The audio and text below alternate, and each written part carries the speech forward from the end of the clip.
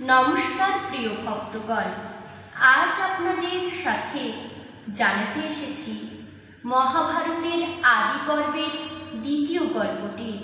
সেই গল্পটি আপনারা শ্রবণ করুন। জানেন বন্ধুরা, মহাভারত নিয়মিত পাঠ করলে বা মহাভারত শ্রবণ করলে তা সেই ব্যক্তির পাপ মুক্ত হয়। তাহলে আসুন শুরু করা যাক। জনমেজয়ের ভ্রাতাদের শাপ এবং গুরু সেবার মাহাত্ম্য। উগ্রশ্রবা বললেন, হে ঋষিগণ, পরীক্ষিত নন্দন জনমেজয়ের ভাইদের নিয়ে কুরুক্ষেত্রে এই বিশাল যজ্ঞ করেছিলেন। তার 3 ভাই ছিল, শ্রুতসেন, উগ্রসেন এবং ভীমসেন। সেই যজ্ঞস্থানে একটি কুকুর ঢুকে পড়েছিল। জনমেজয়ের ভাইরা তাকে মারলে সে চেঁচিয়ে কাঁদতে কাঁদতে তার মায়ের কাছে গেলে তার মা তাকে জিজ্ঞাসা করল, বাবা, তুমি কাঁদছো কেন? কে তোমাকে মেরেছে? কুকুরটি বলল, মা, আমাকে জনমেজয়ের ভাইরা মেরেছে। মা বলল, তুমি কোনো অন্যায় করেছো বোধহয়। কুকুরটি বলল, মা, আমি পুজোর দিকেও যাইনি, আর কোনো কিছুতে মুখও দিইনি, আমি তো কোনো অন্যায় করিনি। তার কথা শুনে মা খুব দুঃখ পেল। সে তখনই জনমেজয়ের যজ্ঞস্থলে গেল এবং ক্রোধ করে জিজ্ঞাসা করল, আমার ছেলে পূজাস্থলে যায়নি, আর কোনো কিছুতে ব্যাঘাত করেনি, সে তো কোনো অন্যায় করেনি, তাহলে তাকে মারা হয়েছে কেন? জনমেজয় এবং তার ভাইরা তার কথার কোনো উত্তরই দিতে পারল না। তখন সেই কুকুরটির মা বলল, যেহেতু বিনা দোষে তোমরা আমার সন্তানকে মেরেছ, অতএব তোমাদেরও হঠাৎ কোনো ভীষণ বিপদ আসবে। দেবতাদের কুকুর সমমার শর্মার শাপ শুনে জনমেজয় খুব দুঃখ পেলেন এবং ভয়ও পেলেন। যজ্ঞ সমাপ্ত হলে তিনি হস্তিনাপুরে এসে একজন উপযুক্ত পুরোহিতের সন্ধান করতে লাগলেন, যিনি এই অভিশাপ থেকে দূর করতে সক্ষম।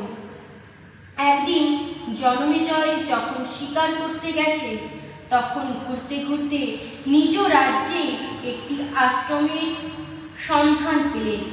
সেই আশ্রমে শ্রুতস্রবা নামে এক ঋষি বাস করতেন। তার তপস্বী পুত্র সোমস্রবাকে জনমেজয় পুরোহিত রূপে বরণ করার সিদ্ধান্ত নেন। তিনি শ্রুতস্রবা ঋষিকে প্রণাম করে বললেন, ভগবান, আপনার পুত্রকে আমি পুরোহিত রূপে প্রার্থনা করি। ঋষি বললেন, আমার পুত্র খুব বড় তপস্বী এবং সাধ্যায়ন সম্পন্ন। সে আপনার সকল অভিশাপ অনিষ্ট দূর করতে সক্ষম। শুধুমাত্র মহাদেবের অভিশাপ দূর করার শক্তি তার নেই। এছাড়া তার আর একটি ব্রতও আছে। যদি কোনো ব্রাহ্মণের কাছে কিছু চায়, তাহলে আমার পুত্র তাকে সেটি প্রদান করে থাকে। তুমি যদি এগুলি মেনে নিতে পারো, তাহলে ওকে নিয়ে যাও। জনমেজয় ঋষির আদেশ শিরোধার্য করে সোমস্রবাকে সঙ্গে নিয়ে হস্তিনাপুরে ফিরে এলেন। তিনি ভাইদের বললেন, আমি একে পুরোহিত রূপে স্বীকার করেছি। তোমরা বিনা বিচারে এর নির্দেশ পালন করবে। ভাইরা তার কথা মেনে নিলেন। তিনি তক্ষশিলা অভিযান করে তক্ষশিলা অধিকার করলেন। সেই সময় যেখানে অয়ত্তধূম্য নামে এক ঋষি বাস করতেন, তার 3 জন প্রধান শিষ্য ছিলেন, আরুণি, উপমন্য এবং বেদ। আরুণি ছিলেন পঞ্চাল দেশের। তিনি একদিন আরুণিকে খেতে বাঁধতে বললেন। গুরুর আদেশে আর উনি খেতে গিয়ে বাঁধ দেবার চেষ্টা করতে লাগলেন। কিন্তু অনেক চেষ্টা করেও তিনি বাঁধ দিতে পারলেন না। পরিশ্রান্ত হয়ে তিনি এক উপায় ভেবে নিজেই বাঁধের জায়গায় শুয়ে পড়লেন।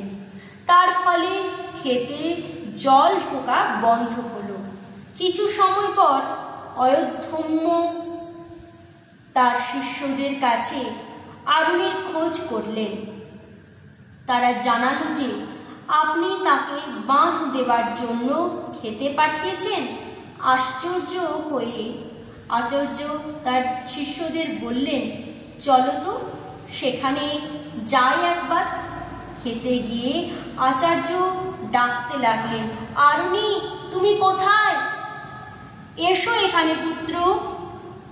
আচার্যের গলা শুনে আরুণী বাঁধের থেকে উঠে এসে বললেন, ভগবান, আমি এখানেই ছিলাম। খেতে জল ভর্তি হয়ে যাচ্ছিল।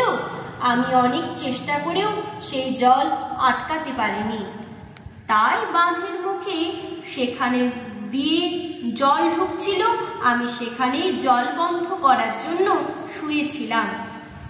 আপনার ডাক শুনে বাঁধ থেকে উঠে এসেছি। আমার প্রণাম নিন, আদেশ করুন, আমি আপনার কি সেবা করতে পারি? আচার্য বললেন, পুত্র, তুমি ক্ষেতের বাঁধ উত্তোলন করে উঠে এসেছো, তাই আজ থেকে তোমার নাম উদ্দালক। পরে কৃপাপরশ পরবশ হয়ে বললেন, পুত্র, তুমি আমার আদেশ পালন করেছ, তোমার মঙ্গল হোক। সমস্ত বেদ এবং ধর্মশাস্ত্রে তুমি পরাগণ করো, তোমার পরাগণ হবেই। আচার্যের আশীর্বাদ লাভ করে তিনি নিজ অভীষ্ট স্থানে গমন করলেন। আয়োধ্যম্যের অপর শিষ্যের নাম উপমন্য। আচার্য তাকে গরুগুলি দেখাশোনা করতে দিয়েছিলেন। তার জন্য আচার্যের আদেশে তিনি গোপালন করতে লাগলেন। সারাদিন গরু দেখাশোনা করে সন্ধ্যায় আশ্রমে এসে উপমন্য আচার্যকে প্রণাম করলেন। আচার্য তাকে জিজ্ঞাসা করলেন, পুত্র, তোমাকে বেশ হৃষ্টপুষ্ট দেখাচ্ছে, তুমি খাওয়া দাওয়া কি করেছ? উপমন্য বললেন, প্রভু, আমি ভিক্ষা দ্বারা ক্ষুধা নিবারণ করি, নিরলস করি।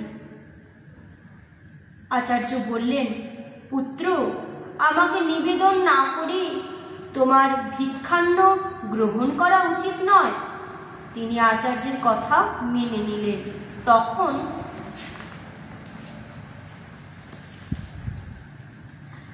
তখন থেকে উপমন্য ভিক্ষা নিয়ে আচার্যকে নিবেদন করতেন এবং আচার্য সমস্ত ভিক্ষাদ্রব্য নিয়ে রেখে দিতেন। উপমন্য প্রত্যহ গরুর দেখাশোনা করে সন্ধ্যার সময় গুরুগৃহে ফিরে আসতেন এবং আচার্যকে প্রণাম করতেন। একদিন আচার্য বললেন, পুত্র, আমি তোমার সমস্ত ভিক্ষাদ্রব্য নিয়ে নিই, এখন তুমি কি খাও দাও? উপমন্য বললেন, ভগবান, আমি প্রথমে ভিক্ষা করে যা পাই তা আপনাকে নিবেদন করি, পরে আবার ভিক্ষা করে তাই গ্রহণ করি। আচার্য বললেন, অন্তেবাসীদের গুরুগৃহে থাকা ব্রহ্মচারী, এমন করা ঠিক নয়। তুমি অন্য ভিক্ষার্থীদের জীবিকাতে বাধা সৃষ্টি করছো। এছাড়া এতে তোমার লোভ প্রকাশ পাচ্ছে। উপমন্য গুরুর আদেশ মেনে নিলেন এবং পুনরায় গোপালন করতে লাগলেন। সন্ধ্যাকালে তিনি পুনরায় গুরুগৃহে এলেন এবং তাকে প্রণাম করলেন। আচার্য বললেন, পুত্র উপমন্য, আমি তোমার সমস্ত ভিক্ষাদ্রব্য নিয়ে নিই, তুমি আর দ্বিতীয়বার ভিক্ষা করো না। তা সত্ত্বেও তোমাকে বেশ স্বাস্থ্যবানই দেখাচ্ছে। এখন তুমি কি খাওয়া দাওয়া করো? উপমন্য বললেন, আমি এখন এই গরুদের দুধ খেয়ে জীবন ধারণ করি। আচার্য বললেন, পুত্র, আমার আদেশ ছাড়া তোমার গরুর দুধ নেওয়া উচিত নয়। উপমন্যু আচার্যের এই আদেশও মেনে নিলেন এবং পুত্রহীন প্রত্যহীন ন্যায় সন্ধ্যায় গো পালন করে আচার্যের নিকট উপস্থিত হলেন এবং প্রণাম জানালেন। আচার্য জিজ্ঞাসা করলেন, পুত্র, তুমি আমার নির্দেশে ভিক্ষা তো দূরের কথা, দুধও খাওনি, তাহলে এখন কি খাওয়া দাওয়া করো? উপমন্যু বললেন, প্রভু, গো বৎসেরা মায়ের দুধ খাওয়ার জন্য তাদের মুখ থেকে যে ফেনা নিঃসৃত হয় তাই আমি পান করে থাকি। আচার্য বললেন, আহা, এই দয়ালু বাছুরেরা তোমার উপর কৃপা পরবশ হয়ে বেশি করে ফেনা নিঃসরণ করে। তুমি তো এইভাবে ওদের জীবন ধারণের বাধা সৃষ্টি করছো। তোমার ফেনা খাওয়া উচিত নয়। শিষ্য আচার্যের নির্দেশ শিরোধার্য করে নিলেন। এখন খাওয়ার সমস্ত পথ বন্ধ হয়ে যাওয়ায় উপমন্যু ক্ষুধায় ব্যাকুল হয়ে একদিন আখের পাতা চিবিয়ে খেয়ে নিলেন। একটু সেই তীক্ষ্ণ কটু রুক্ষ পচার সযুক্ত পাতা খেতে খেতে তার চোখের জ্যোতি নষ্ট হয়ে গেল। অন্ধ হয়ে জঙ্গলে পথ হারিয়ে একদিন উপমন্যু কুয়ায় এসে গেলেন, কুয়ায় পড়ে গেলেন। সূর্যাস্ত হয়ে গেল, তখনও উপমন্যু আশ্রমে ফিরে এলেন না। দেখে আচার্য শিষ্যদের জিজ্ঞাসা করলেন, উপমন্যু আসেনি? শিষ্যরা উত্তর দিল, প্রভু, ও তো গরু চড়াতে গেছে। আচার্য বললেন, আমি উপমন্যুর খাওয়া দাওয়ার সমস্ত পথ বন্ধ করে দিয়েছি, তাই ও বোধহয় রাগ করেছে, এখনো আসেনি। চলো ওকে খুঁজে নিয়ে আসি। আচার্য শিষ্যদের নিয়ে বনে গেলেন এবং উচ্চস্বরে ডাকতে লাগলেন, উপমন্যু, তুমি কোথায়? পুত্র, এসো। আচার্যের গলায় স্বর শুনতে পেয়ে উপমন্যু চেঁচিয়ে বললেন, আমি এখানে কুয়োতে পড়ে গেছি। আচার্য জিজ্ঞাসা করলেন, তুমি কুয়োর মধ্যে পড়লে কি করে? উপমন্যু বললেন, আখের পাতা খেয়ে খেয়ে আমি অন্ধ হয়ে গিয়ে এই কুয়োয় পড়ে গেছি। আচার্য বললেন, তুমি দেবতাদের চিকিৎসা অশ্বিনী কুমারদ্বয়ের স্তুতি করো, তারা তোমার চোখ সারিয়ে দেবেন। উপমন্যু তখন বেদের মন্ত্র থেকে অশ্বিনী কুমারদ্বয়ের স্তুতি করতে লাগলেন।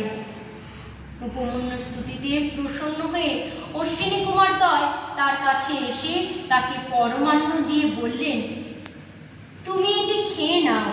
উপমন্যু বললেন, দেববর, ঠিক আছে, কিন্তু আমি আচার্যকে নিবেদন না করে আপনাদের আদেশ পালন করতে পারছি না। অশ্বিনী কুমারদ্বয় বললেন, তোমার আচার্য আগেই আমাদের বন্দনা করেছিলেন এবং আমরা তাকেও পরমান্ন দিয়েছিলাম। তিনি তো গুরুকে নিবেদন না করেই খেয়েছিলেন। অতএব তোমার আচার্য যা করেছিলেন তুমিও তাই করো। উপমন্যু বললেন, আমি হাত জোর করে বলছি, আমি আচার্যকে নিবেদন না করে পরমান্ন খেতে পারবো না। অশ্বিনী কুমারদ্বয় বললেন, তোমার গুরু ভক্তি দেখে আমরা সন্তুষ্ট হয়েছি। তোমার দাঁত সোনার হবে, তোমার চোখ ভালো হয়ে যাবে এবং তোমার সর্বপ্রকার কল্যাণ হবে। অশ্বিনী কুমারদ্বয়ের নির্দেশানুসারে উপমন্যু আচার্যের কাছে গিয়ে তাকে সব কথা জানালেন। আচার্য প্রসন্ন হয়ে বললেন, অশ্বিনী কুমারদ্বয়ের কথা অনুযায়ী তোমার কল্যাণ হবে এবং সমস্ত বেদ ও ধর্মশাস্ত্র তোমার স্মৃতিতে সত্যই স্ফুরিত হবে। আয়োধ্যমের তৃতীয় শিষ্যের নাম বেদ। আচার্য তাকে বললেন, পুত্র, তুমি কিছুদিন আমার কাছে থাকো, সেবা শুশ্রূষা করো, তোমার কল্যাণ হবে। তিনি বহুদিন সেখানে থেকে গুরু সেবা করলেন। আচার্য প্রত্যেক দিন তাকে কাঁধে বলদের মতো ভার চাপিয়ে দিতেন, আর বেদ প্রত্যহ শীত গ্রীষ্ম ক্ষুধা তৃষ্ণা সহ্য করেও তার সেবা করতেন। কখনো আচার্যের আদেশ লঙ্ঘন করেননি। বহুদিন এরকম কষ্ট করায় আচার্য প্রসন্ন হয়ে তাকে কল্যাণকারী এবং সর্বজ্ঞ হওয়ার বর প্রদান করেন। ব্রহ্মচর্যাশ্রম থেকে তিনি গৃহস্থাশ্রমে ফিরে এলেন।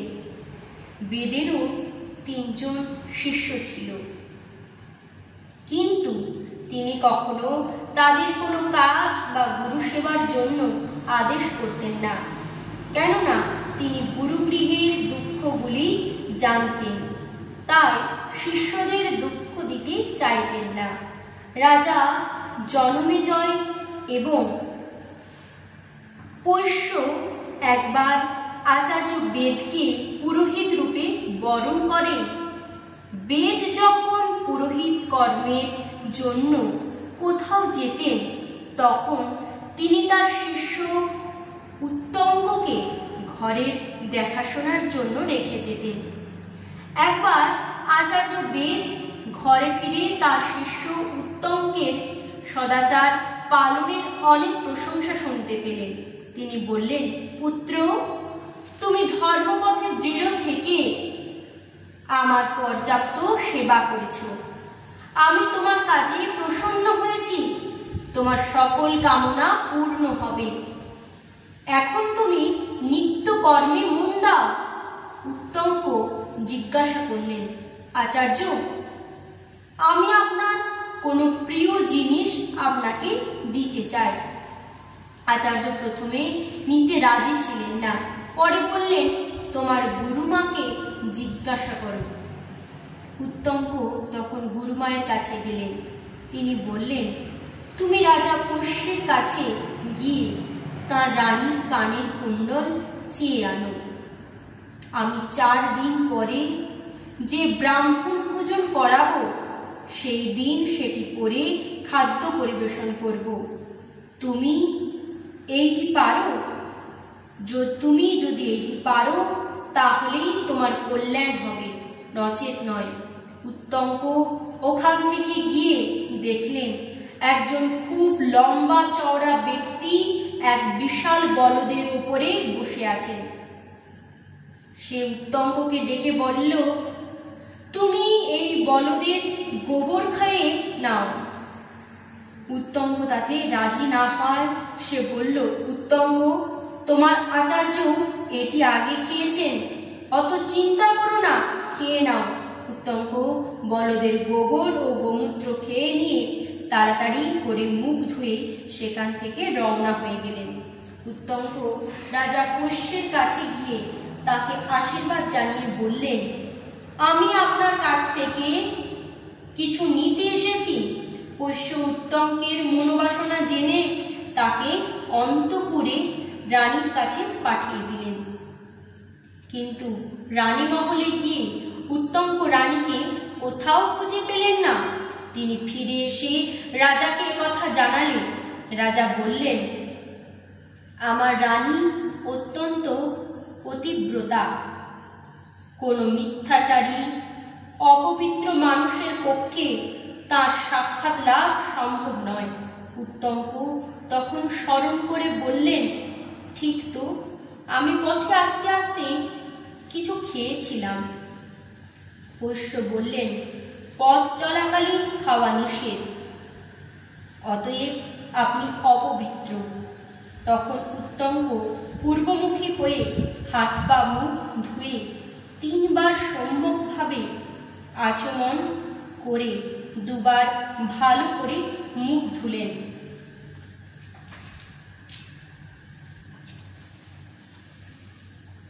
তারপর তিনি অন্তঃপুরে গেলেন, রানীর সাক্ষাৎ লাভ করলেন। রানী উত্তঙ্গকে সৎ পাত্র বুঝে তার কর্ণের কুণ্ডল দান করলেন এবং সতর্ক করে দিলেন, এই কুণ্ডল নাগরাজ তক্ষকেও খুব পছন্দ। তক্ষক যেন উত্তঙ্কের অসাবধানতার সুযোগে এটি নিয়ে না যায়। পথ চলতে চলতে উত্তঙ্ক লক্ষ্য করতেন এক নগ্ন সন্ন্যাসী তার পিছন পিছন আসছে। সে কখনো দৃশ্যমান আবার কখনো অদৃশ্য হয়ে যাচ্ছে। উত্তঙ্ক একবার কুণ্ডলিতে রেখে জল খেতে গেলে সন্ন্যাসী কুণ্ডলিটি নিয়ে অদৃশ্য হয়ে গেল। নাগরাজ তক্ষকও সন্ন্যাসীর বেশ ধারণ করে এসেছিল। উত্তঙ্ক ইন্দ্রের ব্রজের সাহায্যে নাগলোকে পৌঁছলেন। তখন ভীত সন্ত্রস্ত হয়ে তক্ষক তাকে কর্ণের কুণ্ডল ফেরত দিলেন। উত্তঙ্ক ঠিক সময় মতো গুরুপত্নীর কাছে গিয়ে তাকে কর্ণের কুণ্ডল প্রদান করলেন। তারপর আচার্যের আদেশ নিয়ে হস্তিনাপুরে ফিরে এলেন। তিনি তক্ষকের উপরে খুব রেগে গিয়ে প্রতিশোধ নিতে চাইছিলেন। সেই সময় জনমেজয় তক্ষশিলা জয় করে ফিরে এসেছিলেন।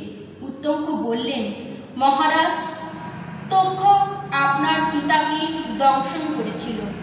আপনি তার প্রতিশোধ নেওয়ার জন্য যজ্ঞ শুরু করুন। কশ্যপ আপনার পিতাকে রক্ষা করার জন্য আসছিলেন, কিন্তু তক্ষক তাকে ফিরিয়ে দেন।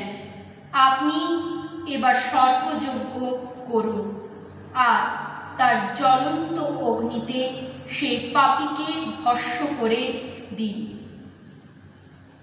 এই দুরাত্মা আমারও কম ক্ষতি করেনি। আপনি সর্পযজ্ঞ করলে আপনার পিতার মৃত্যুর প্রতিশোধ নেওয়া হবে এবং আমিও প্রসন্ন হব। নমস্কার প্রিয় ভক্তগণ, আপনারা মহাভারতের আদি পর্বের দ্বিতীয় গল্পটি নিশ্চয়ই শ্রবণ করলেন। আর ভিডিওটি কেমন লাগলো কমেন্টে জানাতে ভুলবেন না কিন্তু। আর এরকম মহাভারতের গল্প শুনতে, মহাভারত সম্পর্কে জানতে আমাদের চ্যানেলটি অতি অবশ্যই সাবস্ক্রাইব করে রাখবেন। ধন্যবাদ।